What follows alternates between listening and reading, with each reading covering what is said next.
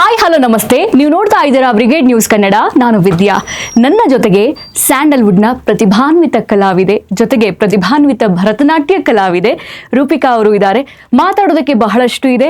So ಇವತ್ತು ಸ್ಟುಡಿಯೋದಲ್ಲಿ ಫ್ರೀಯಾಗಿ ಸಿಕ್ಕಿದ್ದಾರೆ. ತುಂಬಾನೇ ಬಿಸಿ, ಸೀರಿಯಲ್ ಆಗಿರ್ಬೋದು, ಜೊತೆಗೆ ಅವರ ವೈಯಕ್ತಿಕ ಜೀವನ. ಸೊ ಇವತ್ತು ಮಾತಾಡ್ಸ್ತಾ ಹೋಗೋಣ. ಹಾಯ್ ರೂಪಿಕಾ ಅವರೇ, ಹೇಗಿದ್ದೀರಾ? ಆರಾಮಾಗಿದ್ದೀನಿ. ನೀವು ನೋಡಿದ್ರೆ ಮುಖದ ಲಕ್ಷಣ ನೋಡಿದ್ರೆ ಗೊತ್ತಾಗುತ್ತೆ ಎಷ್ಟು ಆರಾಮಾಗಿದ್ದೀರಾ ಅಂತೇಳಿ. ಬಟ್ ಒಂದು ಬೇಜಾರು ಏನಂದ್ರೆ, ನಾವು ಫ್ರೀ ಇದ್ದೀರಾ ಅನ್ನೋ ಕೇಳೋಷ್ಟು ಯಾರು ನಮ್ಗೆ ಸಿಗಬಾರ್ದು. ಅವ್ರು ಸಿಗೋದೇ ಇಲ್ಲಪ್ಪ ಅನ್ನೋ ಅಷ್ಟು ಸಿಗಬೇಕು ಅಲ್ವಾ? ಎಸ್, ಅಂದ್ರೆ ಇದು ನನಗೆ ಒಂಥರ ಕಾಂಪ್ಲಿಮೆಂಟ್ ಅಂತ ನಾನು ತಗೊಳ್ತೀನಿ. ಸೊ ವಾಟ್ ಐ ಥಿಂಕ್ ಅಂದ್ರೆ, ದೇವ್ರು ನಮಗೆ ಕೈ ತುಂಬಾ ಕೆಲಸ ಕೊಟ್ಟಾಗ ಅದು ನಾವು ಆಕ್ಯುಪೈಡ್ ಆಗಿ ಪ್ರೊಡಕ್ಟಿವ್ ಆಗಿ ಯೂಸ್ ಮಾಡ್ಕೋಬೇಕು ಅಂತ. ಸೊ ನನ್ನ ಒಂದು ಪರ್ಸೆಪ್ಷನ್ ಏನಂತ ಹೇಳಿದ್ರೆ, ನಾವು ಒಂದು ಆಯಾಮಕ್ಕೆ ಸೀಮಿತವಾಗಬಾರ್ದು. ಸೊ ಎಲ್ಲಾದ್ರೂ ನಿಮ್ಗೆ ಏನೇನು ಸಾಧ್ಯತೆ ಇದೆಯೋ ಎಲ್ಲ ಎಕ್ಸ್ಪ್ಲೋರ್ ಮಾಡ್ಕೊಂಡು ಹೋಗ್ತಾರಿ ಅಂತ ಹೇಳಿ. So I mean too many things. So ಅದಕ್ಕೆ ಸ್ವಲ್ಪ ಬಿಸಿ ಅಂತ ಹೇಳ್ಬೋದು, ಜಾಸ್ತಿ ಅಲ್ಲ. ಓಕೆ.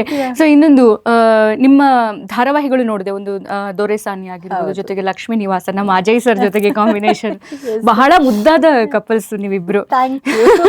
ಸೊ ಅದ್ರ ಜೊತೆಗೆ ಭರತನಾಟ್ಯ ಕೂಡ ಏನ್ರು ಹೆಂಗ್ ಮಾಡ್ತೀರ, ಸಕ್ಕದಾಗಿ ಮಾಡ್ತೀರಿ. ನಿಮ್ಮ ಐ ಎಕ್ಸ್ಪ್ರೆಷನ್ ನೋಡೋದಕ್ಕೆ ಲೈಕ್ ನಾವೆಲ್ಲರೂ ಕಾಯ್ತಾ ಇರ್ತೀವಿ. ಹೆಂಗೆ ಅದು ಒಟ್ಟೊಟ್ಟಿಗೆ ಈ ಕಡೆ ಭರತನಾಟ್ಯ, ಈ ಕಡೆ ಆಕ್ಟಿಂಗು? ನನಗೆ ಒಂಥರ ಬ್ಲೆಸ್ಡ್ ಅಂತ, ಬಿಕಾಸ್ ನನ್ನ ಇಡೀ ಕುಟುಂಬನೇ ಒಂದು ಕಲಾವಿದ್ರ ಕುಟುಂಬ.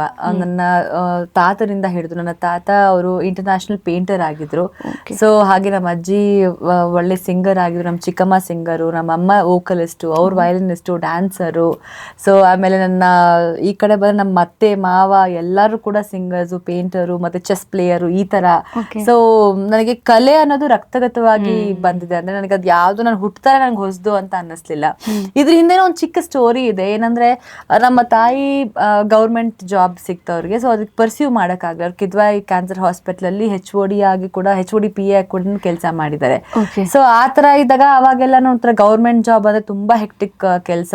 ಅಂಡ್ ಇವಾಗ ಒಂದು ಮಿಡಲ್ ಕ್ಲಾಸ್ ಫ್ಯಾಮಿಲಿಯಿಂದ ಬಂದಿದೀವಿ ಅಂದ್ರೆ ಜವಾಬ್ದಾರಿಗಳು ಜಾಸ್ತಿ ಇರುತ್ತೆ, ಮಕ್ಕಳನ್ನ ಬೆಳೆಸೋ ಒಂಥರ ಒಂದು ರೆಸ್ಪಾನ್ಸಿಬಿಲಿಟಿ ಇರುತ್ತೆ. ಸೊ ಅಮ್ಮನ್ಗೆ 9ರಿಂದ 4:15 ಕೆಲ್ಸಕ್ಕೆ ಆಕ್ಯುಪೈ ಆಗಿರ್ತಿದ್ರು. ಸೊ ನನಗೆ ಸ್ಕೂಲ್ ಮುಗಿಯೋದು 3:30 4:00. ಈ 1 hour ನಾನು ಏನಾದ್ರೂ ಎಂಗೇಜ್ ಮಾಡ್ಬೇಕಾದ್ರೆ ಸಿಕ್ಕಾಪಟ್ಟೆ ನಾನು ತರಲೆ. ಅಂಡ್ ಮನೆಯಲ್ಲಿ ಎಲ್ಲರೂ ನಾನು ಧ್ವಂಸ ಮಾಡಿ ಜಗಳ ಆಡಿ ಎಲ್ಲ ಮಾಡುವಂತ ಒಂದು ತರಲೆ ಹುಡುಗಿ. ಈ 1 hour ಈ ಹುಡುಗಿನ ಏನಾದ್ರೂ ಮಾಡಿ ಆಕ್ಯುಪೈ ಮಾಡ್ಬೇಕಲ್ಲ ಅಂತ ಅಮ್ಮ ಸ್ಕೂಲ್ ಪಕ್ಕದಲ್ಲಿರುವಂತಹ ಒಂದು ಡ್ಯಾನ್ಸ್ ಕ್ಲಾಸಿಗೆ ಸೇರಿಸಿದ್ರು, ಭರತನಾಟ್ಯ ಸೇರಿಸಿದ್ರು.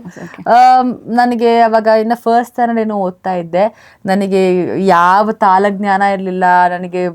ಆ ತಟ್ಟಡವು ಹೇಗೆ ಮಾಡಬೇಕು ಅಂತ ಗೊತ್ತಿರಲಿಲ್ಲ. ಬಿಕಾಸ್ ಯೂಶಲಿ ಬೇರೆ ಫಾರ್ಮ್ ಆಫ್ ಡ್ಯಾನ್ಸಸ್ ಹೇಗೆ ಅಂದ್ರೆ ಒಂದು ಎಂಟರ್ಟೈನ್ಮೆಂಟ್ ಆಸ್ಪೆಕ್ಟ್ ಆಗಿರುತ್ತೆ, ಒಂದು ಹಾಡು ಹಾಕೊಂಡು ನಮ್ಗೊಂಥರ ಫ್ರೀ ಸ್ಟೈಲ್ ಆಗಿರುತ್ತೆ. ಆದ್ರೆ ಭರತನಾಟ್ಯ ಸ್ಪೆಷಲಿ ತುಂಬಾ ಶಾಸ್ತ್ರಬದ್ಧವಾಗಿ ಚೌಕಟ್ಟಲ್ಲಿ, ಮತ್ತೆ ಒಂಥರ ಅದಕ್ಕೆ ಆದಂತ ಒಂದು ರೂಲ್ಸ್ ಅಂಡ್ ರೆಗ್ಯುಲೇಷನ್ ಇಂದ ನಾವು ಒಂದು ರೆಸ್ಪೆಕ್ಟ್ಫುಲ್ ಆಗಿ ಕಲಿಯುವಂತಹ ಒಂದು ಫಾರ್ಮ್ ಅದು. ನನಗೆ ಅದು ಯೂಶಲಿ ನನಗೆ ತಲೆಗೆ ಹತ್ತಾ ಇರಲಿಲ್ಲ. ನಾನು ಹೋಗಲ್ಲ ಅಂತ ಎಷ್ಟೊಂದ್ಸರಿ ಹತ್ಕೊಂಡು ಕೂತ್ಕೊಂಡಿದ್ದೀನಿ. ಆದ್ರೆ ಅಮ್ಮನ ಒಂದು ಫೋರ್ಸ್ ಇಂದ, ಅಮ್ಮನ ಒಂದು ಮೋಟಿವೇಶನ್ ಇಂದ ಹೋಗು ಪರವಾಗಿಲ್ಲ ಅಂತ ಹೇಳಿ ನಟವಾಂಗದಲ್ಲೂ ಹೊಡ್ಸ್ಕೊಂಡಿದ್ದೆ ನನ್ನ ಟೀಚರ್ ಹತ್ರ. ಸೊ ಆಮೇಲೆ ಹೋಗ್ತಾ ನಂಗೆ ಅದು ಇಂಟ್ರೆಸ್ಟ್ ಆಯ್ತು. ಇಂಟ್ರೆಸ್ಟ್ ಹೋಗಿ ಪ್ರೊಫೆಷನ್ ಆಯ್ತು, ಪ್ಯಾಷನ್ ಆಯ್ತು. ಅಂಡ್ ಎಲ್ಲೋ ಹೇಳ್ಕೊಳ್ಬೋದು ಅಂತಂದ್ರೆ ಒಂದು 5,000 ಸ್ಟೇಜ್ ಪರ್ಫಾರ್ಮೆನ್ಸ್ ಕೊಟ್ಟಿದ್ದೀನಿ ಆಲ್ ಓವರ್ ವರ್ಲ್ಡ್. ಒಂದು 3,000 ಪ್ರಶಸ್ತಿ ಬಂದಿದೆ. ಅದರಲ್ಲಿ ಆರ್ಯಭಟ್ಟ ಇಂಟರ್ನ್ಯಾಷನಲ್ ಅವಾರ್ಡ್, ಮತ್ತೆ ಕೆಂಪೇಗೌಡ ಅವಾರ್ಡ್, ಮತ್ತೆ ಕರ್ನಾಟಕ ಗವರ್ಮೆಂಟ್ ಇಂದ ಬಹುಮುಖ ಪ್ರತಿಭೆ ಅವಾರ್ಡ್, ಈ ತರ ಒಂದು ಬೇರೆ ಬೇರೆ ಸಂಘ ಸಂಸ್ಥೆಗಳಿಂದ ಒಂದು ಅವಾರ್ಡ್ಸ್ಗಳು ಬಂದಿದ್ದು. ಹಾಗೆ ನನ್ನ ಯೂಶಲಿ ಎಲ್ಲರೂ ಹೇಗೆ ಅಂದರೆ, ಸ್ಕೂಲ್ ಡೇಸ್ ಎಲ್ಲ ಹೇಗಿರುತ್ತೆ ಅಂದರೆ, ಅವರು ಸಮ್ಮರ್ ಹಾಲಿಡೇಸ್ ಆಗಲಿ, ವೀಕೆಂಡ್ಸ್ ಆಗಲಿ, ಲಾಲ್ಬಾಗು, ಕಬ್ಬನ್ ಪಾರ್ಕು, ಮಾಲ್ಸು, ಅಲ್ಲಿ ಊಟಕ್ಕೆ ಹೋಗೋಣ, ಇಲ್ಲಿ ಊಟಕ್ಕೆ ಹೋಗೋಣ ಅಂದರೆ, ನನ್ನದು ಹೇಗಿತ್ತು ಅಂದರೆ ADA ರಂಗಮಂದಿರ, ರವೀಂದ್ರ ಕಲಾಕ್ಷೇತ್ರ, ಕುವೆಂಪು ಕಲಾಕ್ಷೇತ್ರ, ಈ ಥರ ಕಲಾಕ್ಷೇತ್ರಗಳನ್ನ ಸುತ್ತಕೊಂಡು ಒಂದಷ್ಟು ಕಾಂಪಿಟೇಷನ್ಸ್ ಅಟೆಂಡ್ ಮಾಡುವಂಥ ಒಂದು ದಿನನಿತ್ಯನೂ ಅದೇ ಥರ ಆಗ್ತಿತ್ತು. ಸೊ ಆ ಥರ ಸ್ಟೇಜ್ ಹತ್ತಿ ನನಗೆ ಒಂಥರ ಸೆಲ್ಫ್ ಕಾನ್ಫಿಡೆನ್ಸ್ ಅಂಡ್ ಒಂದಷ್ಟು ಆಪರ್ಚುನಿಟೀಸು ಅಂಡ್ ಒಂದಷ್ಟು ನಾಟಕದಲ್ಲಿ ಥಿಯೇಟರ್ ಅಲ್ಲಿ ಕೆಲಸ ಮಾಡುವಂತ ಒಂದು ಅವಕಾಶ.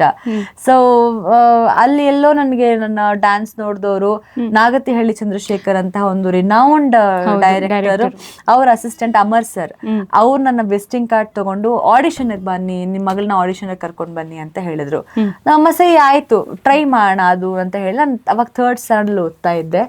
ಸೊ ಸರಿ ಅಂತ ಅಂದ್ಬಿಟ್ಟು ಆಡಿಷನ್ಸ್ ಕರ್ಕೊಂಡು ಹೋದ್ರು. ಅಲ್ಲಿ ಸೆಲೆಕ್ಟ್ ಆಗ್ತೀವೋ ಬಿಡ್ತೀವೋ ಗೊತ್ತಿಲ್ಲ, ಒಂದು ಟ್ರೈ ಮಾಡೋಣ ಅಂತ ಹೇಳಿದ್ರೆ ದೇವರ ದಯದಿಂದ ನನಗೆ ಒಂದು 2 days ಅಲ್ಲಿ ಕಾಲ್ ಬಂದು ಇಲ್ಲ ನಿಮ್ಮ ಮಗಳು ಸೆಲೆಕ್ಟ್ ಆಗಿದ್ದಾಳೆ ಅಂತ ಹೇಳಿ ನಾನು ಚೈಲ್ಡ್ ಆರ್ಟಿಸ್ಟ್ ಆಗಿ ನನ್ನ ಕೆರಿಯರ್ ಆವಾಗ ಶುರು ಆಯ್ತು. ಸೊ ಈ ತರ ಏನೂ ಎಕ್ಸ್ಪೆಕ್ಟೇಷನ್ಸ್ ಇಲ್ಲದೆ ಅನ್ಎಕ್ಸ್ಪೆಕ್ಟೆಡ್ ಆಗಿ ಒಂದು ಬರೀ ಪ್ರತಿಭೆನ ನಂಬ್ಕೊಂಡು ಮತ್ತೆ ತಂದೆ ತಾಯಿಗಳ ಸಪೋರ್ಟ್ ಇಂದ, ಫ್ಯಾಮಿಲಿ ಸಪೋರ್ಟ್ ಇಂದಾನೇ ಐ ಥಿಂಕ್ ನನಗೆ ನನ್ನ ಲೈಫ್ ಜರ್ನಿ ಸ್ಟಾರ್ಟ್ ಆಯ್ತು ಅಂತ ಹೇಳಿದ್ರೆ ಅದೊಂಥರ ನನಗೆ I feel so happy to remember those days ಅಂತ. Super.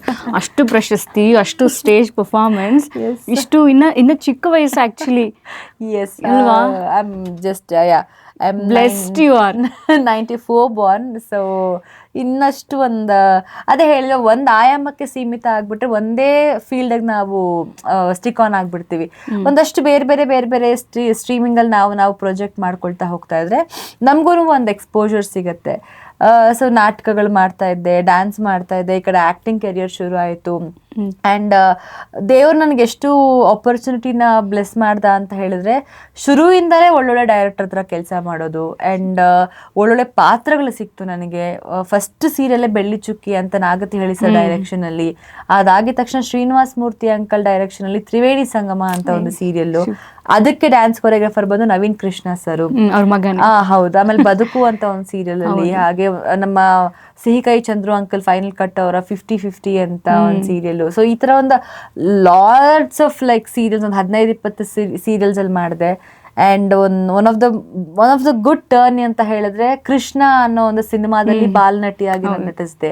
Krishna, Satya and love, jolly days, Gilli, Theertha, Sudeep sir ಜೊತೆ ತೀರ್ಥ, ಈ ತರ ಒಂದಷ್ಟು ಸೀರೀಸ್ ಆಫ್ ಸಿನಿಮಾದಲ್ಲಿ ಬಾಲನಟಿಯಾಗಿ ನಟಿಸಿದೆ. ಅಂಡ್ ನಾನು ಜೀವನದಲ್ಲಿ ನಾನು ಹೀರೋಯಿನ್ ಆಗಿ ಲಾಂಚ್ ಆಗ್ತೀನಿ ಅಂತ ಕನಸಲ್ಲೂ ಅನ್ಕೊಂಡಿರ್ಲಿಲ್ಲ. ಬಿಕಾಸ್ ಯಾರು ಗೊತ್ತು, ಸ್ಕೂಲ್ ಹೋಗ್ತೀರಾ, ಆಟ ಆಡ್ಕೊಂಡು ಹೋಗ್ತಾ ಇದ್ದಂತ ಹುಡುಗಿ ಹೆಂಗೆಂಗೋ ಲೈಫ್ ಟರ್ನ್ ಆಗಿ. ಅಂಡ್ ಒಂದು ಫೈನ್ ಡೇ ನನಗೆ ಸೌಂದರರಾಜ್ ಸರ್ ಎಡಿಟರ್ ಫೋನ್ ಮಾಡ್ತಾರೆ, ಈ ತರ ನಾರಾಯಣ್ ಸರ್ನ ಮೀಟ್ ಮಾಡಬೇಕು ಅಂತ. ನಾರಾಯಣ್ ಸರ್ಗೆ ನನ್ನ ಬಗ್ಗೆ ಹೇಗೆ ಗೊತ್ತಾಗತ್ತೆ ಅಂತಂದ್ರೆ ಇದೇ ತರ ಎಡಿಟಿಂಗ್ ಸೂಟ್ ಅಲ್ಲಿ ಕೃಷ್ಣದು ಒಂದು ಕ್ಲಿಪ್ಪಿಂಗ್ ಹಾಕ್ತಿರ್ಬೇಕಾದ್ರೆ ಇದ್ರ ಹುಡುಗಿ ಅಂತ ಕೇಳಿದಕ್ಕೆ, ಇಲ್ಲ ಇದು ಅಪೂರ್ವ ಡಿ ಸಾಗರ್, ಬಿಕಾಸ್ ನನ್ನ ಫಸ್ಟ್ ಹೆಸರು ಅಪೂರ್ವ ಡಿ ಸಾಗರ್. ಸೊ ಅಪೂರ್ವ ಅಂತ ಸರ್, ಹೊಸ ಚೈಲ್ಡ್ ಆರ್ಟಿಸ್ಟು, ಸರಿ ಕರ್ಸಿ ಒಂದ್ಸಲಿ ನಮ್ಮ ಆಫೀಸಿಗೆ ಮೀಟ್ ಮಾಡೋಣ ಅಂತ. ಏನಕ್ಕೆ ಹೋಗ್ತಾ ಇದೀನಿ ಗೊತ್ತಿಲ್ಲ, ಏನಕ್ಕೆ ಕರೆಸಿದ್ರು ಅಂತ ಗೊತ್ತಿಲ್ಲ. ಸೊ ಜಸ್ಟ್ ಒಂದು ಫ್ಲೋನಲ್ಲಿ ನಾನು ಸರಿ ಮೀಟ್ ಮಾಡೋಣ ಅಂತ ಹೋದೆ. And meeting that legendary person is my like day. ಯಾಕಂದರೆ is a multi talented director and ವರ್ಷಗಟ್ಟಲೆ ಹಿಟ್ ಸಿನಿಮಾ ಕೊಟ್ಟಂಥ ಒಂದು director, music director, hero, lyricist, producer. He was multi talented. ಮತ್ತೆ ನಾರಾಯಣ್ ಸರ್ ಅಂದ್ರೆ ಒಂದು ಶಿಸ್ತಿಗೆ ಹೆಸರಾದಂಥ ಒಂದು ವ್ಯಕ್ತಿತ್ವ. ಅವರು ಒಂಥರ ಮಿಲಿಟರಿ ಕ್ಯಾಂಪಸ್ ಅಲ್ಲಿ ಕೆಲಸ ಮಾಡೋದು ಅಂತ ಆ ಒಂದು ಶಿಸ್ತಿದ್ದಂತಹ ಒಬ್ರು ಪರ್ಸ್ನಾಲಿಟಿ. ಸೊ ಮೀಟ್ ಮಾಡ್ಕೊಂಬರೋಣ ಲೆಟ್ಸಿ ಅಂತ ಹೇಳಿ ಇದೇ ಥರ ಹೋಗಿ ಕೂತ್ಕೊಂಡೆಲ್ಲ ಮಾತಾಡಿದಾಗ ನಾನು ಬಯೋಡೇಟಾ ತೋರಿಸ್ತೀನಿ, ಮತ್ತೆ ನನ್ನ ಎಕ್ಸ್ಪೀರಿಯನ್ಸ್ ಎಲ್ಲ ನೋಡಿದ್ಮೇಲೆ ಆ್ಯಕ್ಟ್ ಮಾಡ್ತೀಯಮ್ಮ ಅಂದರು. ಸರ್ ಖಂಡಿತ ಮಾಡ್ತೀನಿ ಸರ್ ಅಂತ ಹೇಳಿದೆ. ಸರ್ ಏನು ಸರ್ ಪಾತ್ರ ಅಂತ ಕೇಳಿದೆ ನಾನು. ನೀನೇಮ್ಮ ಹೀರೋಯಿನ್ನು ಅಂದರು. ಐ ವಾಸ್ ಲೈಕ್ ಅವಾಗಿನ 9ನೇ ಸ್ಟ್ಯಾಂಡರ್ಡ್ 9th ಸ್ಟ್ಯಾಂಡರ್ಡ್ ಓದ್ತಾ ಇದ್ದೀನಿ ನಾನು. ಏನ್ ಡಿಸಿಷನ್ ತಗೊಳ್ಳಿ ಅಂತ ಗೊತ್ತಿಲ್ಲ. ಹೂ ಅನ್ಲ ಇಲ್ವಾ, ಬಿಕಾಸ್ ಚೈಲ್ಡ್ ಆರ್ಟಿಸ್ಟ್ ಆಗಿ ಆಕ್ಟ್ ಮಾಡೋದು ಅದು ಒಂದು ಬೇರೆ ಒಂದು ರೋಲ್ ಆಫ್ ರೆಸ್ಪಾನ್ಸಿಬಿಲಿಟಿ ಆಗುತ್ತೆ. ಆದರೆ ಪೂರ್ಣ ಪ್ರಮಾಣದಲ್ಲಿ ಒಂದು ನಾಯಕ ನಟಿಯಾಗಿ ಲಾಂಚ್ ಆಗೋದು ಅಂತ ದೊಡ್ಡ ಪ್ರೊಡಕ್ಷನಲ್ಲಿ ಲಾಂಚ್ ಆಗೋದು ಆ್ಯಂಡ್ ಅದನ್ನ ಜವಾಬ್ದಾರಿ ನನ್ನ ಮೇಲೆ ಕೊಡ್ತಾ ಇರೋದು, ನಾನು ಅದನ್ನ ನಿಭಾಯಿಸ್ಬೋದಾ ಇಲ್ವಾ, ಆ್ಯಂಡ್ ನನಗೆ ನಮ್ಮ ಮನೇಲಿ ಹೇಗೆ ಸಪೋರ್ಟ್ ಇರುತ್ತೆ, ಇದೆಲ್ಲ ನಾನು ತುಂಬ ಯೋಚನೆಗಳು ಬಂತು. ಸೊ ನಾನು ಹೇಳಿದೆ ಸರ್ ನನ್ನ ತಂದೆ ತಾಯಿನ ಕೇಳಬೇಕು ಅಂತ. But he being so matured person and being so responsible person, ಸರಿ ನಿಮ್ಮ ಅಪ್ಪ ಅಮ್ಮನ ನಮ್ಮನೆಗೆ ಊಟಕ್ಕೆ ಕರ್ಕೊಂಬ ಅಂತ ಹೇಳಿದರು. ನೆಕ್ಸ್ಟ್ ಡೇ ನಮ್ಮ ಅಮ್ಮ ಅಪ್ಪನ ಊಟಕ್ಕೆ ಕರೆದು ಎಲ್ಲ ಎಕ್ಸ್ಪ್ಲೇನ್ ಮಾಡಿ and he made sure that ಇಲ್ಲ ನೀನು ಎಜುಕೇಶನ್ ಕಂಟಿನ್ಯೂ ಮಾಡಲೇಬೇಕು ಅಂತ ಪ್ರಾಮಿಸ್ ತಗೊಂಡು ನನ್ನ ಹತ್ರ. So that is how my heroine career started ಅಂತ ಹೇಳ್ಬೋದು. ಓಕೆ, ಸೊ ನಾವು ಬ್ಯಾಕ್ ಟು ನಿಮ್ಮ ಮತ್ತೆ ಸಂದರ್ಶನಕ್ಕೆ ಬರೋದಾದರೆ, ಓಕೆ ಹೀರೋಯಿನ್ ಆಯಿತು, ಭರತನಾಟ್ಯಂ ಆಯಿತು, ಆ್ಯಕ್ಟಿಂಗ್ ಆಯಿತು, ಕ್ರಿಕೆಟು ಸಖತ್ತಾಗಿ ಆಡ್ತೀರಾ. ನಾನು ಓಕೆ ಸರಿ, ನಾನು ನಿಮ್ಮ ಭರತನಾಟ್ಯಂ ಡ್ಯಾನ್ಸ್ ನೋಡಿದ್ದೆ, ನೀವು ಇಲ್ಲದೆ ದುಬೈ ಅಲ್ಲೆಲ್ಲ ಹೋಗಿ ನೀವು ಪರ್ಫಾರ್ಮ್ ಮಾಡಿದ್ದು ಕೂಡ ನೋಡಿದ್ದೆ, ಆ್ಯಕ್ಟಿಂಗಲ್ಲೂ ನೋಡಿದ್ದೆ. ಬೇರೆ ಏನು ಇವ್ರಿಗೆ ಇಂಟ್ರೆಸ್ಟ್ ಇರ್ಬೋದು, ರೀಲ್ಸ್ ಮಾಡ್ತಾರಾ ಅಥವಾ ಬೇರೆ ಏನಾದರೂ ಇದೆಯಾ ನೋಡೋಣ ಅಂತ ಸುಮ್ಮನೆ ಸ್ಕ್ರಾಲ್ ಮಾಡಿ ಕ್ರಿಕೆಟ್ ಆಡ್ತಿದ್ದೀರಾ? ನೋಡಿ ನಮ್ ಇವಾಗ ಇಂಡಸ್ಟ್ರಿ ಹೇಗಾಗಿದೆ ಅಂತ ಹೇಳಿದ್ರೆ ಸ್ಪೋರ್ಟ್ಸ್ ಟೂರ್ನಮೆಂಟ್ ಅಂತೂ ಸಿಕ್ಕಾಪಟ್ಟೆ ಜಾಸ್ತಿ ಆಗೋಗಿದೆ. ನಾನು ರೇಗಿಸ್ತಾ ಇದ್ದೆ ಸಿನಿಮಾ ಮಾಡೋದಕ್ಕಿಂತ ಕಡಿಮೆ ಆಗೋಗಿದೆ ಮೋಸ್ಟ್ಲಿ ಎಲ್ಲ ಸ್ಪೋರ್ಟ್ಸ್ ಆಕ್ಟಿವಿಟಿ ಜಾಸ್ತಿ ಆಗೋಗಿದೆ ಅಂತ. ಬಿಕಾಸ್ ಎಷ್ಟೊಂದು ಸೀರೀಸ್ ಆಫ್ ಆಕ್ಟಿವಿಟೀಸ್ ನಡೀತಾ ಇದೆ ಅಂಡ್ ಅಷ್ಟೇ ಒಂದು ಏನೋ ಜಿದ್ದಾಜಿದ್ದಿಯಿಂದ ಒಂದೇನೋ ಹೆಣ್ಮಕ್ಳ ಜೊತೆ ಆಟ ಆಡೋಣ ಅಂತ ಆರ್ಗನೈಸರ್ಸ್ ಮಾಡಿದ್ರೆ ನೋಡ್ರೆ ಸಿಕ್ಕಾಪಟ್ಟೆ ಕಾಂಪಿಟೇಟಿವ್ ಆಗಿ ನಮ್ಮ ಹೆಣ್ಮಕ್ಳು ಕೂಡ ಹೀರೋಯಿನ್ಸ್ ಕಾಂಪಿಟ್ ಮಾಡ್ತಾ ಇದಾರೆ. ಸೊ SWCL ಅಂತ ನನಗೆ ಆಪರ್ಚುನಿಟಿ ಬಂತು. ನನಗೆ ಅವಾಗ ಪೀಟರ್ ಸರ್ ನನಗೆ ಕಾಲ್ ಮಾಡಿ ಈ ತರ ನೀವು ವೈಸ್ ಕ್ಯಾಪ್ಟನ್ ಆಗಿ ನೀವು ಒಂದು ಟೀಮ್ ನ ಹ್ಯಾಂಡಲ್ ಮಾಡಬೇಕು ಅಂದಾಗ ಐ ವಾಸ್ ಲಿಟ್ರಲಿ ಒಂಥರ ನಗು ಬಂತು. ಏನ್ ಮಾತಾಡ್ತಾ ಇದ್ದೀರಾ ಸರ್, ನನಗೆ ಸ್ಪೋರ್ಟ್ಸ್ ಬ್ಯಾಕ್ ಗ್ರೌಂಡೇ ಗೊತ್ತಿಲ್ಲ ಅಂಡ್ ಅಂದ್ರೆ I was into sports, school college ಎಲ್ಲ ನನಗೆ ಸ್ಪೋರ್ಟ್ಸ್ ಅಲ್ಲಿ ಇದ್ದೇ ಇರ್ತಿದ್ವಿ, ಬಟ್ ನಾಟ್ ಟೂ ಸೀರಿಯಸ್. ಅಂದ್ರೆ ಒಂದು ಲೀಗ್ ಆಡೋ ಅಷ್ಟು ಎಲ್ಲ ಪ್ರಾಕ್ಟೀಸ್ ಸೆಷನ್, ಬಟ್ ಕ್ರಿಕೆಟ್ ನೋಡೋ ಹುಚ್ಚು ಅದೆಲ್ಲಾನು ಸಪೋರ್ಟ್ ಮಾಡೋ ಹುಚ್ಚೆಲ್ಲ ಇದೆ, ಆದ್ರೆ ಆಡೋದು ಇದೆ ಗೊತ್ತಾ, it is not so easy. ಇಲ್ಲ ಎಲ್ಲರೂ ತುಂಬಾ ಜನ ಪಾರ್ಟಿಸಿಪೇಟ್ ಮಾಡ್ತೀರಿ, ಹೋಗಿ ಪ್ರಾಕ್ಟೀಸ್ ಮಾಡಿ ಅಂತ.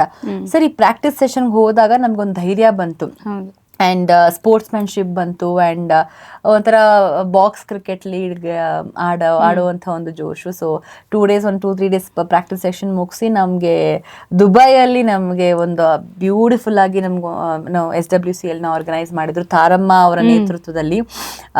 ಸಚ್ಚ ಅಂದರೆ ಅಂಥ ದೊಡ್ಡ ದೊಡ್ಡ ಆ್ಯಕ್ಟ್ರೆಸ್ಗಳಿಂದ ನಾವೇನು ಕಲಿಬೇಕು ಅಂತ ಹೇಳಿದ್ರೆ, ಎಷ್ಟೇ ದೊಡ್ಡ ಮಟ್ಟಕ್ಕೆ ಬೆಳೀತಾ ಹೋಗ್ತಾ ಇದ್ರು ಕೂಡ ಇನ್ನೊಬ್ಬರನ್ನ ಬೆಳೆಸೋವಂಥ ಒಂದು ಮನೋಭಾವ, ಎಸ್ಪೆಷಲಿ ಅದು ನನ್ನ ತಾರಮ್ಮನಿಂದ ತುಂಬ ನಾನು ಯಾವಾಗಲೂ ಅವ್ರನ್ನ ಅಡ್ಮೈರ್ ಮಾಡ್ತೀನಿ.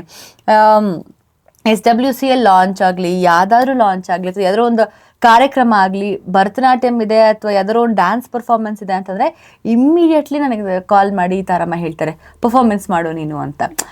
ಅದ್ ಹೆಂಗಾಗತ್ತೆ ಅಂದ್ರೆ ಒಬ್ರಿಗೊಬ್ರು ಅಂದ್ರೆ ನಮ್ಮ ಮನೆಯವ್ರು ಯಾರೋ ನನಗೆ ಕರೆದು ನನಗೆ ಅವಕಾಶ ಕೊಟ್ಟು ಅಷ್ಟೇ ಖುಷಿ ಆಗತ್ತೆ. ಸೊ ನಾನು ಯಾವುದೇ ರೀತಿ ಕಾಲ್ ಮಾಡಿದ್ರು ರೆಸ್ಪಾಂಡ್ ಮಾಡಿ ನಮ್ಗೊಂಥರ ಮನೆ ಮಕ್ಕಳ ತರ ನಮಗೆ ಸೇಫ್ ಗಾರ್ಡ್ ಮಾಡ್ತಾರೆ. ಅಂಡ್ ತಾರಮ್ಮನ ಬಗ್ಗೆ ಹೇಳಲೇಬೇಕು ಅಂತಂದ್ರೆ ಒಂದ್ಸರಿ ನನಗೆ ಬೇರೆ ಔಟ್ ಸ್ಟೇಷನ್ಗೆ ಒಂದು ಕಾರ್ಯಕ್ರಮಕ್ಕೆ ಕಳ್ಸಿರ್ತಾರೆ. ಅಲ್ಲಿ ಆರ್ಗನೈಸರು ಪ್ರೋಗ್ರಾಮ್ ಎಲ್ಲ ಆಗಿದ ತಕ್ಷಣ ಫೋನ್ ಸ್ವಿಚ್ ಆಫ್ ಮಾಡ್ಕೊಂಡ್ಬಿಡ್ತಾರೆ ಆಕ್ಚುಲಿ. ಬಟ್ ನಾನು ಎಲ್ಲಿ ಹೋಗ್ಬೇಕು ಏನ್ ಮಾಡ್ಬೇಕು ಅಂತಾನು ಗೊತ್ತಾಗ್ದಿದ್ದಾಗ ನಾನು ತಾರಮ್ಮನ್ ಕಾಲ್ ಮಾಡಿದೆ, ಅಮ್ಮ ನೋಡಿ ಈ ತರ ಆಗೋಗಿದೆ, ಏನ್ ಮಾಡ್ಬೇಕು ಅಂತ. ಎಷ್ಟು ಜವಾಬ್ದಾರಿಯಿಂದ, ಎಷ್ಟು ಒಂಥರ ಮುತುವರ್ಜಿ ವಹಿಸ್ಕೊಂಡು ನನಗೆ ಅಲ್ಲೇನೇ ಒಂದು ಒಳ್ಳೆ ಸ್ಟೇ ಮಾಡಿಕೊಟ್ಟು ಆ್ಯಂಡ್ ಏನೇ ರೆಸ್ಪಾನ್ಸಿಬಿಲಿಟಿ ಇದ್ರು ಕಾರ್ದಾಗ್ಲಿ ಅಥವಾ ನಾನು ಬರೋದಾಗ್ಲಿ ಅಲ್ಲಿವರೆಗೂ ನಾನು ಬೆಂಗಳೂರಿಗೆ ರೀಚ್ ಆಗೋವರೆಗೂ ಯಾವಾಗಲೂ ನನ್ನ ಫೋನ್ ಕಾಲ್ ಅಪ್ಡೇಟ್ ಮಾಡಿಕೊಂಡು ನನಗೆ ಎಷ್ಟು ಸುರಕ್ಷಿತವಾಗಿ ನನ್ನ ಮನೆಗೆ ತಲುಪಿಸಿದ್ದಾರೆ ಅಂತ ಹೇಳಿದ್ರೆ ದಟ್ ವಾಸ್ ಲೈಕ್ ಅದು ನನ್ನ ತಾಯಿ ಸ್ಥಾನದಲ್ಲಿ ನಿಂತ್ಕೊಂಡು ಅವರು ಕೆಲಸ ಮಾಡಿದಂಥ ಒಂದು ಹೃದಯ ಶ್ರೀಮಂತಿಕೆ ಇರುವಂಥ ಒಬ್ರು ಗ್ರೇಟ್ ಆಕ್ಟ್ರೆಸ್ ಶೀಸ್. ಅಂಡ್ ಒಂಥರ ಅದಕ್ಕೆ ಅಮ್ಮ ಅಂತಾನೆ ನಾವು ಕರೆಯಕ್ಕೆ ಹೋಗ್ತೀನಿ ತಾರಮ್ಮನ. ಎಲ್ಲಿ ಹೋದ್ರು ಕೂಡ ನನ್ನ ಬಗ್ಗೆ ಅಪ್ರಿಷಿಯೇಟ್ ಮಾಡ್ತಾರೆ, ಡ್ಯಾನ್ಸ್ ಬಗ್ಗೆ ಅಪ್ರಿಷಿಯೇಟ್ ಮಾಡ್ತಾರೆ. ಸೊ ಈ ತರ ನಮ್ಗೊಂದು ಆಪರ್ಚುನಿಟಿ ನನಗೆ ತಾರಮ್ಮ ಫೋನ್ ಮಾಡಿ ಹೇಳಿದಾಗ ಯಾವ ಬಾಯಿಂದ ನಾನು ಇಲ್ಲ ಅಂತ ಹೇಳಕ್ ಸಾಧ್ಯ ಆಗ್ಲಿಲ್ಲ. ಅಂಡ್ ಅಲ್ಲಿ ಹೋಗಿ ನೋಡಿದಾಗ ಇಂಡಸ್ಟ್ರಿಯ ಮಹಾನ್ ಕಲಾವಿದರು ನಮ್ಗೆ ಬ್ರ್ಯಾಂಡ್ ಅಂಬಾಸಿಡರ್ಸ್ ಆಗಿದ್ರು. ನಮ್ಮ ಟೀಮ್ ಅಂಬಾಸಿಡರ್ ಅಂಬಿಕಾ ಮೇಡಮ್, ಅವ್ರನ್ನ ಮೀಟ್ ಮಾಡೋದೇ ನಮ್ಗೊಂಥರ ಸೌಭಾಗ್ಯ. So she was such a dynamic cheer, ಒಂಥರ ನಮ್ಗೊಂಥರ ರೋಲ್ ಮಾಡೆಲ್ ಆಗಿದ್ರು ಅಲ್ಲಿ.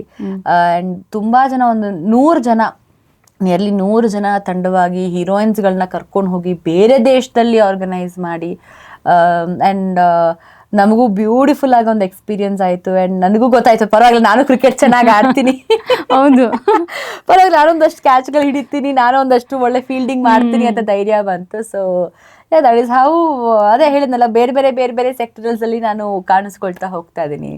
Okay, super. ಇನ್ನೊಂದು ಇಂಡಸ್ಟ್ರಿ ಬಗ್ಗೆ ಹೇಳಿದ್ರಿ, ಎಲ್ಲ ಲೈಕ್ ತಾರಮ್ಮ ಆ ಥರದವ್ರು ಇದ್ದಾರೆ ಇನ್ನೂ ಕೂಡ ಅಂತ ಹೇಳ್ಬಿಟ್ಟು.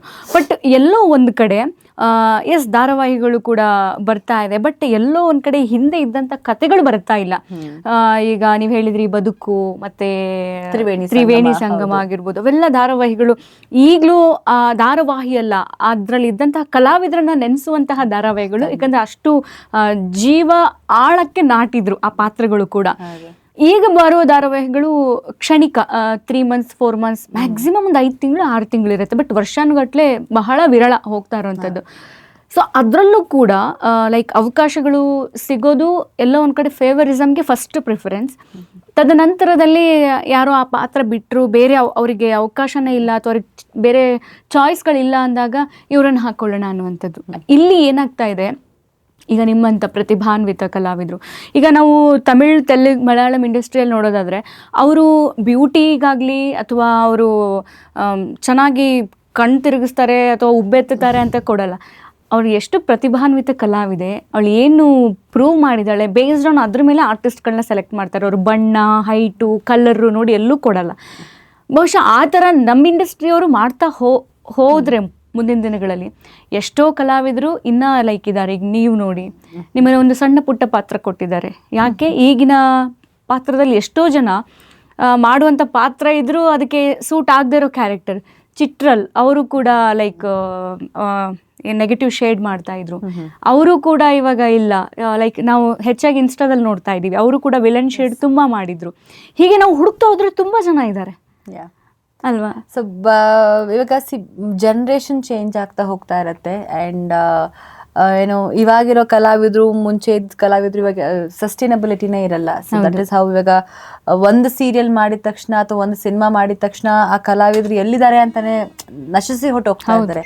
ಸೊ ಬಟ್ ನಾನೇನು ಹೇಳ್ತೀನಿ ಅಂದರೆ ನಾನು ಇಂಡಸ್ಟ್ರಿಗೆ ಬಂದಿದ್ದೆ ಒಂಥರ ಅಚಾನಕ್ ಆಗಿ, ನಾನು ಯಾವುದೇ ಒಂದು ಪ್ರಿಪ್ರೇಷನ್ಸ್ ಇಲ್ಲದೆ ಬಂದವಳು. ಬಟ್ ಇಲ್ಲೇ ನನಗೆಲ್ಲ ಸೋಲಾಗಲಿ ಗೆಲುವಾಗಲಿ ಒಂಥರ ಸ್ಟಾರ್ಡಮ್ ಆಗಲಿ ಅಥವಾ ಲೈಫ್ ಈ ಥರ ಇರುತ್ತೆ, ಓಕೆ ಸಿನಿಮಾಗಳು ಈ ಥರ ಆಯ್ಕೆ ಮಾಡ್ಕೊಳ್ಬೇಕು, ಸೀರಿಯಲ್ ಈ ಥರ ಆಯ್ಕೆ ಮಾಡ್ಕೋಬೇಕು. ಇವಾಗ ಅಟ್ಲೀಸ್ಟ್ ನಮ್ಗೊಬ್ರು ಮ್ಯಾನೇಜರ್ ಅಂತ ಅಥವಾ ನಮಗೆ ಗೈಡ್ ಮಾಡಕ್ಕೆ ನಮ್ದೇ ಆದಂತ ಆರ್ಟಿಸ್ಟ್ ಮ್ಯಾನೇಜರ್ ಅಂತ ಈ ತರ ಎಲ್ಲ ಇವಾಗ ಸೆಟ್ ಆಗಿದೆ. ಬಟ್ ನಾವ್ ಇನಿಷಿಯಲ್ ಡೇಸ್ ಅಲ್ಲಿ ಇದ್ದಂತಹ ಒಂದು ಇಂಡಸ್ಟ್ರಿ ಹೇಗಿತ್ತು ಇದೆಲ್ಲ ಅಷ್ಟೊಂದು ಇರ್ಲಿಲ್ಲ. ಇವಾಗ ಫ್ಯಾಷನ್ ಡಿಸೈನರು, ಇವಾಗ ಮೇಕಪ್ ಆರ್ಟಿಸ್ಟ್ ಅಂತ ಬಂದಿದೆ ವಿನಃ ಅವಾಗೆಲ್ಲ ಕಾಸ್ಟ್ಯೂಮರ್ಸ್ ನಮಗೆ ಮೇಕಪ್ ಫ್ಯಾಷನ್ ಡಿಸೈನರು, ಅವಾಗ ನಮಗೆ ಮೇಕಪ್ ಮನ್ನೇ ನಮಗೆ ಮೇಕಪ್ ಆರ್ಟಿಸ್ಟ್ ಈ ತರ ಅಂದ್ರೆ it was very initial days actually. But ಅವಾಗೆಲ್ಲ ತುಂಬಾನೇ ಒಂಥರ ರೀಲ್ಸ್ ನಾನು ಹೇಳ್ಬೇಕು ಅಂದ್ರೆ ಇವಾಗ ಡಿಜಿಟಲ್ ಯುಗದಿಂದ ಹೇಳ್ಬೇಕು, ನನಗೆ ಐ ಥಿಂಕ್ ನಾನು ಅಷ್ಟೊಂದೇನು ದೊಡ್ಡ ಏಜ್ ಆಗಿಲ್ಲ ಅಥವಾ ಏನಿಲ್ಲ. ಬಟ್ ನನಗೆ ಪ್ಲಸ್ ಆಗಿದೆ ಅಂತ ಹೇಳಿದ್ರೆ ಅವಾಗ ನಮ್ಗೆ ರೀಲ್ ಕಾಲದಿಂದನೂ ಇವಾಗ್ಲೂ ಕೂಡ ಡಿಜಿಟಲ್ ಯುಗದಿಂದ ನಾನು ಜನರೇಷನ್ ನೋಡ್ಕೊಂಡು ಬಂದಿದ್ದೀನಿ. ಬಿಕಾಸ್ ಅವಾಗಿಂದ ನಾನು ಬೇಗ ಕೆರಿಯರ್ ಶುರು ಮಾಡಿದೆ. ಎಷ್ಟೋ ಜನಕ್ಕೆ ಅವಾಗಿಂದ ಆಕ್ಟ್ ಮಾಡ್ಕೊಂಡ್ ಬಂದವ್ರಿಗೆ ಇವಾಗ ಆಪರ್ಚುನಿಟಿ ಇಲ್ಲ. ಆ ತರ ಯೋಚನೆ ಮಾಡ್ಬೇಕು ಅಂತ ಹೇಳಿದ್ರೆ ದೇವರದಿಂದ ನನಗೆ ಇವಾಗ ಆಪರ್ಚುನಿಟೀಸ್ ಬರ್ತಾ ಇದೆ, ಸಿನಿಮಾಗಳು ಬರ್ತಾ ಇದೆ, ಸೀರಿಯಲ್ಗಳು ಬರ್ತಾ ಇದೆ. ಸೊ ಬಟ್ ನಾನ್ ಸ್ವಲ್ಪ ಇವಾಗ I think I have just mellowed down myself. ಯಾವ್ದಾದ್ರು ಒಳ್ಳೆ ಪಾತ್ರಗಳು ಬಂದ್ರೆ ಅಥವಾ ಯಾವ್ದಾದ್ರು ಒಂದೊಳ್ಳೆ ಕಥೆಗಳು ಬಂದ್ರೆ ಮಾತ್ರ ನಾನು ಆಯ್ಕೆ ಮಾಡ್ಕೊಳ್ಳೋ ಅಂತ ಒಂದು ಮನೋಭಾವದಲ್ಲಿ. ಬಿಕಾಸ್ 10 ಸಿನಿಮಾ 10 ಸೀರಿಯಲ್ ಮಾಡೋಕ್ಕಿಂತ ಮಾಡೋ ಒಂದು ಪಾತ್ರ ಜನಕ್ಕೆ ತುಂಬಾನೇ ಮುಖ್ಯ ಆಗುತ್ತೆ.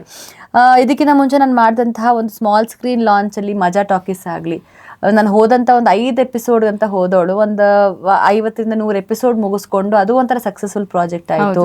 ಅದಾದ್ಮೇಲೆ ಐ ಥಿಂಕ್ ದೊರೆಸಾನಿ ನನಗೊಂಥರ ಡಿಫ್ರೆಂಟ್ ಮೈಲೇಜ್ ತಂದು ಕೊಡ್ತು. ನಾನು ಅಷ್ಟು ಎಕ್ಸ್ಪೆಕ್ಟೇ ಮಾಡಲಿಲ್ಲ. ಈಗಲೂ ಕೂಡ ನಾನು ದೀಪಿಕಾ ದೊರೆಸಾನಿ ಅಂತಾನೆ ಅಂದ್ರೆ ಆ ಪಾತ್ರ ಅಷ್ಟು ಕನೆಕ್ಟ್ ಆಗೋಯ್ತು ಜನಕ್ಕೆ.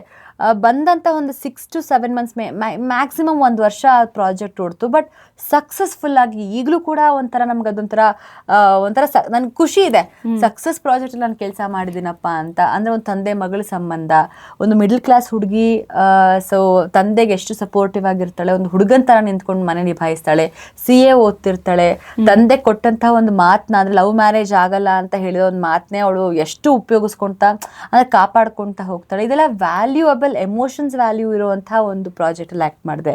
ಅಂಡ್ ಲಕ್ಷ್ಮೀ ನಿವಾಸ ಅಂತೂ ನನ್ನ ಲೈಫಲ್ಲಿ ಇಟ್ ವಾಸ್ ಲೈಕ್ ಅದು ಕೂಡ ನಾನು ಎಕ್ಸ್ಪೆಕ್ಟೇ ಮಾಡಿರಲಿಲ್ಲ. ಬಟ್ ನನಗೆ ಅದು ತಂದೆ ಕೊಟ್ಟಂತಹ ಒಂದು ವರ ಅಂತ ಹೇಳ್ತೀನಿ. ಬಿಕಾಸ್ 1.5 ವರ್ಷದಿಂದ ನನ್ನ ತಂದೆನ ಕಳ್ಕೊಂಡೆ ನಾನು.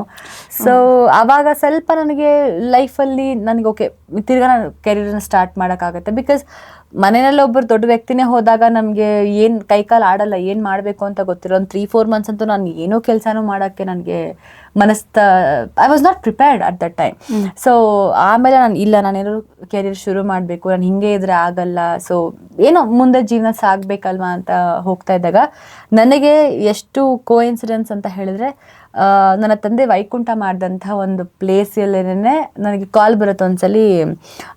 ಅವತ್ತು ನನ್ನ ತಂದೆ 3ನೇ ತಿಂಗಳು ಕಾರ್ಯ ನಡೀತಾ ಇದೆ, ಅವಾಗ ನಾನು ಕಂಟಿನ್ಯೂಸ್ ಆಗಿ ಕಾಲ್ ಬರ್ತಾ ಇರುತ್ತೆ, ಈ ಥರ ಆಡಿಷನ್ಸ್ ಇದೆ ಬರಬೇಕು, ಲುಕ್ ಟೆಸ್ಟ್ ಇದೆ ಬರಬೇಕು ಅಂತ.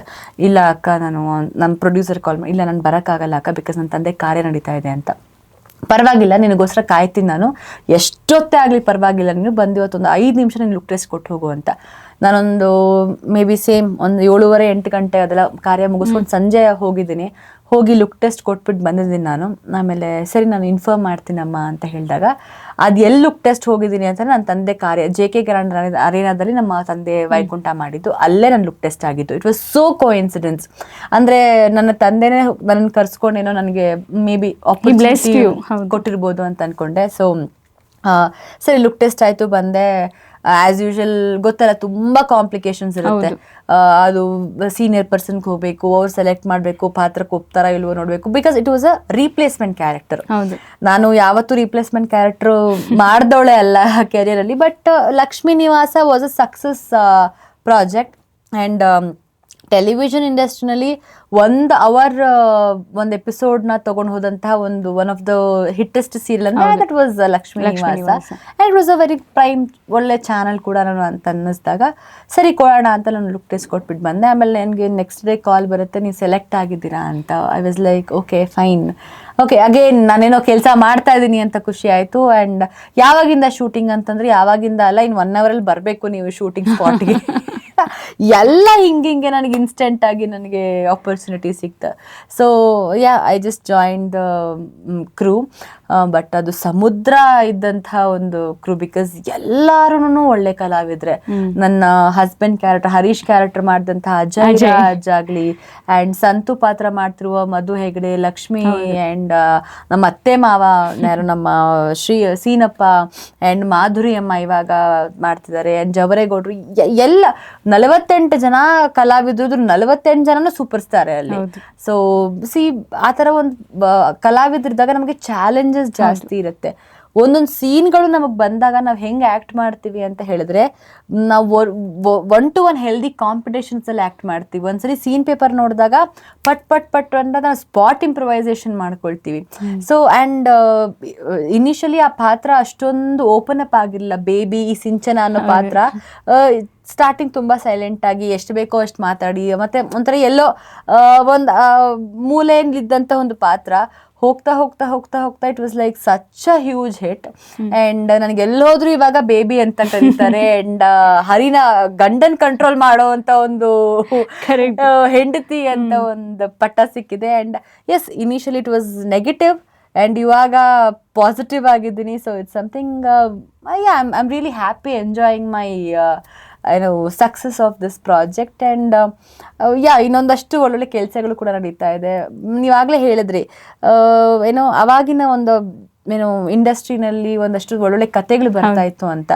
ಕತೆಗಳು ಇದೆ, ಅವಾಗ ಜಾಸ್ತಿ ಕಾದಂಬರಿ ಆಧಾರಿತ ಕತೆಗಳು ಮಾಡ್ತಾ ಇದ್ರು. ಇವಾಗ ಅವಳ ಮನೆ ಆಗಿರ್ಬೋದು, ಹಸೆ ಮನೆ ಆಗಿರ್ಬೋದು, ಇದೆಲ್ಲ ಕಾದಂಬರಿ ಆಧಾರಿತ ಕತೆಗಳು. ಬಟ್ ಇವಾಗ ಸ್ವಮೇಕ ಕತೆಗಳು ಜಾಸ್ತಿ ಆಗ್ತಾ ಇದೆ. ಸೊ ರೈಟರ್ಸ್ಗಳು ಜಾಸ್ತಿ ಹೋಗ್ತಾ ಇದ್ದಾರೆ. ಮೇ ಬಿ ಅವ್ರೂ ಕೂಡ ಆಡಿಯನ್ಸ್ಗಳಿಗೆ ಏನು ಇಷ್ಟ ಆಗತ್ತೆ, ಅಥವಾ ಅವ್ರುಗಳೊಂದು ಪೋಲಿಂಗ್ನ ನೋಡಿಕೊಂಡು, ಬಿಕಾಸ್ ಚಾನಲ್ ಅವ್ರು ಕೂಡ ಆಡಿಯನ್ಸ್ಗೆ ಏನು ಮಿಡ್ತಾ ಇಷ್ಟ ಆಗತ್ತೆ, ಅವ್ರ ಪರ್ಲ್ಸ್ ರೇಟ್ ಹೇಗಿರುತ್ತೆ ನೋಡಿಕೊಂಡು I think they are channelizing things ಅಂತ ಹೇಳ್ಬೋದು. ಬಟ್ ನನ್ನ ಪ್ರಕಾರ ಅವಕಾಶಗಳು ಯಾವ ಇಂಡಸ್ಟ್ರಿಲೂ ಕಡಿಮೆ ಆಗಲ್ಲ. ಮೇ ಬಿ ನಾವು ಕಡಿಮೆ ಮಾಡಿಕೊಂಡ್ರೆ ಕಡಿಮೆ ಆಗ್ಬೋದು ಅನ್ಸುತ್ತೆ. ಮೇ ಬಿ ಅದಕ್ಕೆ ಹೇಳೋದು, ನಾನು ಇಲ್ಲಿ ಸೂಪರ್ ಸ್ಟಾರ್ ಆಗಕ್ಕೆ ಬಂದಿಲ್ಲ, ಒಳ್ಳೆ ಕಲಾವಿದೆ ಆಗಕ್ಕೆ ಬಂದಿದ್ದೀನಿ ಅಷ್ಟೇ. ಅಂದರೆ ಮಿಸ್ ಆಗೋದು ಅಂದರೆ ನಮ್ಮ ಡಿಮ್ಯಾಂಡ್ಸಿಂದ ಮಿಸ್ ಆಗುತ್ತಾ ಪಾತ್ರಗಳು? ಸಮ್ಟೈಮ್ಸ್ ಇಲ್ಲಿ ಒಂದ್ಸಲ ಹೇಗಾಗ್ಬಿಡತ್ತೆ ಅಂತ ಹೇಳಿದ್ರೆ, ನಾನು ಈ ಥರ ಅವಕಾಶಗಳು ಕಳ್ಕೊಂಡಿದ್ದೀನಿ.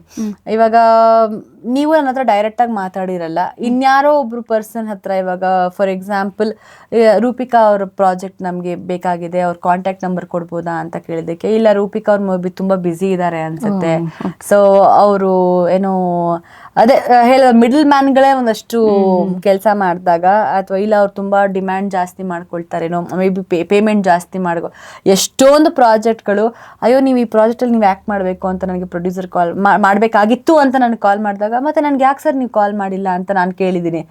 ಇದೇನು ಮೇಡಮ್ ಹಿಂಗೆ ಹೇಳ್ತೀರಾ ನೀವು, ನಿಮ್ಮ ಮ್ಯಾನೇಜರ್ ನನಗೆ ಹೇಳಿದ್ರು ಅಂದ್ರೆ, ಈ ಒಬ್ಬೊಬ್ರು ಕೋಆರ್ಡಿನೇಟರ್ಸ್ ಇರ್ತಾರೆ ಗೊತ್ತಾ, ಸೊ ಅವರೇ ಹೇಳಿದ್ರು ಮೇಡಮ್ ಇಲ್ಲ ಅವ್ರು ತುಂಬಾ ಬ್ಯುಸಿ ಇದ್ದಾರೆ, ಪರ್ ಡೇ ಇಷ್ಟು ಚಾರ್ಜ್ ಮಾಡ್ತಾರಂತೆ. ಸೊ ನಾನು ಏನು ಹೇಳ್ತೀನಿ ಅಂದರೆ, ಒಂದು ಡೈರೆಕ್ಟ್ ಕಾಂಟ್ಯಾಕ್ಟ್ ಮಾಡಿ, ಯಾವುದೇ ಒಂದು ಕಲಾವಿದರಿಗೆ ನೀವೇ ಅಪ್ರೋಚ್ ಮಾಡಿ, ಇಷ್ಟ ಇದೆಯೋ ಇಲ್ವೋ ದಟ್ ಈಸ್ ಸೆಕೆಂಡ್ರಿ, ಅವ್ರು ಡಿಸೈಡ್ ಮಾಡ್ತಾರೆ. ಸೊ ಈ ಥರ ನೀವು ಏನೋ ಕ್ಯಾಸ್ಟಿಂಗ್ ಮಾಡಬೇಕು ಅಂತ ಅನ್ಕೊಂಡಾಗ, ಅಯ್ಯೋ ನೀವು ಬ್ಯುಸಿ ಇರ್ತೀರಾ, ನೀವೇ ಅಸಂಪ್ಷನ್ಸ್ ಮಾಡ್ಕೊಳ್ಳೋದಕ್ಕಿಂತ ಒನ್ಸ್ ಡೈರೆಕ್ಟ್ ಅಪ್ರೋಚ್ ಮಾಡಿ. ಈ ಥರ ಕಾಂಟ್ಯಾಕ್ಟ್ ಮಾಡೋದು ತುಂಬಾ ಇದೆ, ಸೋಷಿಯಲ್ ಮೀಡಿಯಾಗಳು ತುಂಬಾ ಇದೆ, ಯಾರು ನೋಡಲ್ಲ, ರಿಪ್ಲೈ ಮಾಡಲ್ಲ ಅಂತಿದ್ದಾರೆ, ನೋಡೇ ನೋಡ್ತಾರೆ. ಸೋಷಿಯಲ್ ಮೀಡಿಯಾ ಇವಾಗ ತುಂಬಾ ಒಳ್ಳೆ ಪ್ಲಾಟ್ಫಾರ್ಮ್ ಆಗಿ ಕನ್ವರ್ಟ್ ಆಗ್ತದೆ. ಸೊ ಅದೇ ನಾವು ಎಷ್ಟು ಯೂಸ್ ಮಾಡ್ಕೋತೀವೋ, ನಾವು ಯಾವ ಥರ ಯೂಸ್ ಮಾಡ್ಕೋತೀವೋ ಅದು ನಮಗೆ ಕ್ರಿಯೇಟ್ ಆಗುತ್ತೆ, ಲೈಫ್ ಕ್ರಿಯೇಟ್ ಆಗುತ್ತೆ. ಬಟ್ ಕಾಂಪಿಟೇಟಿವ್ ತುಂಬಾನೇ ಕಾಂಪಿಟೇಷನ್ ಅಂತೂ ಈಗ ಈಗಿನ specially industry, it is not it all easy. And ಜನಕ್ಕೆ ನೀವು ಒಂದು ಸ್ಟೋರಿ ಕನ್ವೆ ಮಾಡ್ತೀರಾ, ಜನಕ್ಕೆ ನೀವು ಕೂಡಿಸ್ತೀರಾ ಅಂತಂದರೆ ನೀವು ಜನ ಒಪ್ಪಕ್ಕೆ ರೆಡಿ ಇರಲ್ಲ. ಬಟ್ ನಾವು ಪ್ರಯತ್ನ ಪಡ್ತಾನೆ ಇರಬೇಕಾಗತ್ತೆ. ಇವಾಗ ಯಾವ್ದಾದ್ರು ಒಂದು ಸಿನಿಮಾಗಳು ರಿಲೀಸ್ ಆಗತ್ತೆ ಅಂತ ಹೇಳಿದ್ರೆ ಏನೋ ಅದನ್ನ ಸೂಪರ್ ಹಿಟ್ ಆಗಿಬಿಡತ್ತೆ, ಇಲ್ಲ, ನಾವು ಅದನ್ನ ಪ್ರಯತ್ನ ಪಡ್ತಾನೆ ಇರಬೇಕು. ಅಂಡ್ ಚಿಕ್ಕ ಬಜೆಟ್ ಸಿನಿಮಾಗಳು ಕೂಡ ಇವಾಗ ಕಾನ್ಸೆಪ್ಟ್ ಸಿನಿಮಾಗಳು ತುಂಬಾ ವರ್ಕ್ ಆಗ್ತಾ ಇದೆ. ಸೊ ಸೂಫ್ರಮ್ ಸೋ ಆಗಿರ್ಬೋದು, ಇದೆಲ್ಲ ಸಿನಿಮಾಗಳು ನೋಡ್ತಾ ಹೋಗ್ತದಾಗ ಎಲ್ಲ ಕಾನ್ಸೆಪ್ಟ್ ಆ್ಯಂಡ್ ಎಂಟರ್ಟೈನ್ಮೆಂಟ್ ಸಿನಿಮಾಗಳು. ಸೊ ಮೇ ಬಿ ಜನನೂ ಬದಲಾಗ್ತಾ ಇದ್ದಾರೆ. ಆ್ಯಂಡ್ ಜನಕ್ಕೆ ಇವಾಗ ಟೈಮು ಎಲ್ಲ ಆನ್ ಫಿಂಗರ್ ಟಿಪ್ ಸಿಗ್ತಾ ಇದೆ, ಅವ್ರಿಗೆ ಫೋನಲ್ಲೇ ಎಲ್ಲ ಸಿಗುತ್ತೆ, OTT ಬರ್ತಾ ಇದೆ. ಸೊ ಜಾಸ್ತಿ ಅವ್ರಿಗೆ ಕಂಫರ್ಟ್ ಝೋನ್ ಜಾಸ್ತಿ ಆಗ್ತಾ ಇದೆ ಅಂತ ಹೇಳ್ಬೋದು. ಓಕೆ, ಇನ್ನು ಹಲವಾರು ಲೈಕ್ ಹುಡುಗಿರು ಹೇಳೋದೇನಂದ್ರೆ, ಕೆಲವೊಂದು ಪಾತ್ರಗಳಿಗೆ ಓಕೆ ಇವ್ರು ಬೇಕು ಅಂತ, ನಾನು ಬೇಕು ಅಂತ ಕರೀತಾರೆ, ಕರೆದ್ಮೇಲೆ ಇಲ್ಲ ಏನೂ ಹೇಳಲ್ಲ, ಲೈಕ್ ಆಯ್ತು ನಿಮಗೆ ಫೋನ್ ಮಾಡ್ತೀವಿ ಅಂತಾರೆ, ನನ್ನ ಹತ್ರ ಹೇಳಲ್ಲ, ಬೇರೆಯವ್ರ ಹತ್ರ, ಅಯ್ಯೋ ಅವ್ರು ದಪ್ಪ ಆದರು, ಅಯ್ಯೋ ಅವ್ರು ಕುಳ್ಳಿ ಆದರು, ಅಯ್ಯೋ ಅವ್ರು ಹಂಗೆ ಅವ್ರು ಕರ್ರಗೆ ಕಾಣ್ತಿದ್ದಾರೆ, ಅಯ್ಯೋ ಅವ್ರು ಹಿಂಗೆ, ಈ ಥರದ ಒಂದು ಬಾಡಿ ಶೇಮಿಂಗ್ನ ನಮ್ಮ ಹತ್ರ ಡೈರೆಕ್ಟಾಗಿ ಹೇಳ್ಕೊಡಲ್ಲ. ಸೊ ದಟ್ ಹೇಳಿದರೆ ಸರಿ ನಾನು ದಪ್ಪ ಇದ್ದೀನಾ, ಸಣ್ಣ ಮಾಡ್ಕೊತೀನಿ, ಈ ಪ್ರಾಜೆಕ್ಟಿನ ಹೊಡ್ತಾರೆ, ಈ ಥರ ಹೇಳದೆ ಅವರಿಗೆ ಅವಕಾಶ ಸಿಗೋದು ಕೂಡ ತುಂಬಾ ಇದೆ. ಪಾಪ ಈ ಥರದ ವಿಚಾರ ತುಂಬಾ ಹೇಳಿದ್ದಾರೆ ನಮ್ಮ ಹತ್ರ ಆರ್ಟಿಸ್ಟ್. ಒಂದು ಅಂದರೆ ಮೇ ಬಿ ಆ ಪಾತ್ರಕ್ಕೆ ನಾವು ಸೂಟ್ ಆಗ್ತೀವೋ ಇಲ್ವೋ ಗೊತ್ತಿಲ್ಲ, ಬಟ್ ಅವ್ರವ್ರ ಬಾಡಿ ಟೈಪ್ಸ್ ಅವ್ರವ್ರಿಗಿರುತ್ತೆ. ಹೌದು. ಸೊ ಇವಾಗ one person is different from another. So ನಾವು ಕಂಪೇರ್ ಮಾಡ್ಕೊಳಕ್ಕಾಗಲ್ಲ. ನಮಗೆ ಕರೆದಾಗ ಈ ಪಾತ್ರಕ್ಕೆ ನಾವು ಸೂಟ್ ಆಗ್ತೀವ, ನಾವು ಹೋಗುತ್ತೀವಿ. But specially